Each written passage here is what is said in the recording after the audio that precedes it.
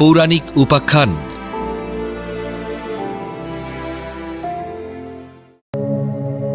রামনবমী কি? রামনবমীর মাহাত্ম্য ও তাৎপর্য কি?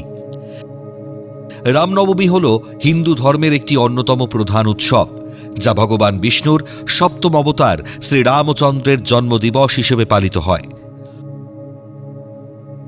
চৈত্র মাসের শুক্লপক্ষের নবমী তিথিতে এই উৎসব উদযাপিত হয়, যা বসন্ত নবরাত্রির সমাপ্তি নির্দেশ করে। এই দিনটি রামের ন্যায়পরায়ণতা, আদর্শ রাজা এবং ধর্মের প্রতীক হিসেবে বিশ্বজুড়ে, বিশেষ করে অযোধ্যায় শ্রদ্ধার সাথে পালিত হয়। রামের জন্ম কিভাবে হল? ত্রেতা যুগে অযোধ্যার রাজা দশরথ ও রানী কৌশল্যার ঘরে চৈত্র মাসের শুক্লপক্ষের নবমী তিথিতে ভগবান বিষ্ণুর সপ্তম অবতার হিসেবে রামচন্দ্র জন্মগ্রহণ করেন।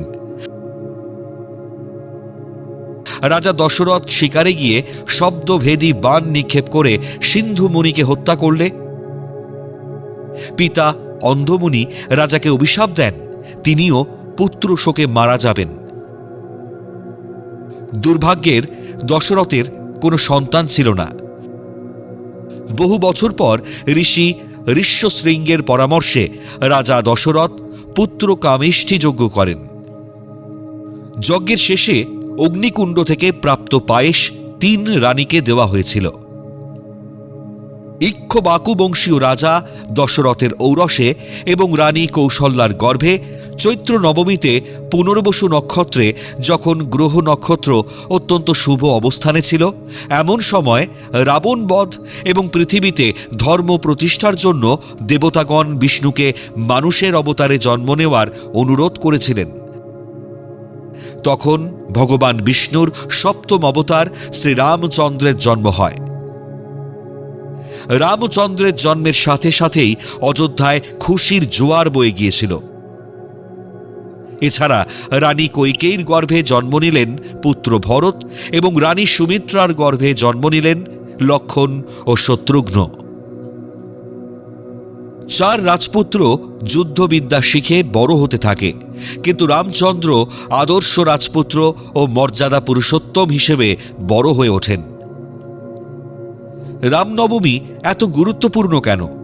ত্রেতা যুগে অযোধ্যার রাজা দশরথ ও রানী কৌশল্যার ঘরে শ্রীরামের জন্ম হয়েছিল। তাকে ধার্মিকতা, আদর্শ রাজা এবং সত্যের প্রতীক হিসেবে সম্মান জানানো হয়। এই উপলক্ষে প্রতি বছর চৈত্র মাসের শুক্লা পক্ষের নবমী তিথিতে এই উৎসব পালিত হয়। ভক্তরা সারাদিন উপবাস বা ব্রত পালন করেন। মন্দিরে ও ঘরে রামায়ণ পাঠ এবং ভজন কীর্তন করা হয়। অনেক জায়গায় সুসজ্জিত রথে রাম, সীতা, লক্ষ্মণ ও হনুমানের মূর্তি নিয়ে শোভাযাত্রা বা রথযাত্রা বের করা হয়। অযোধ্যায় এই দিনটি বিশেষ ধুমধাম করে পালিত হয়, কারণ এটি শ্রীরামের জন্মস্থান। বিশ্বাস করা হয় এই দিনটি উদযাপনের মাধ্যমে অশুভ শক্তির বিনাশ এবং শুভ শক্তির জয় হয়। এই দিন সূর্য দেবতার উপাসনাও অত্যন্ত শুভ বলে মনে করা হয়। ভক্তরা এই দিনটিতে উপবাস পালন করেন এবং রামচন্দ্রের আশীর্বাদ কামনা করেন।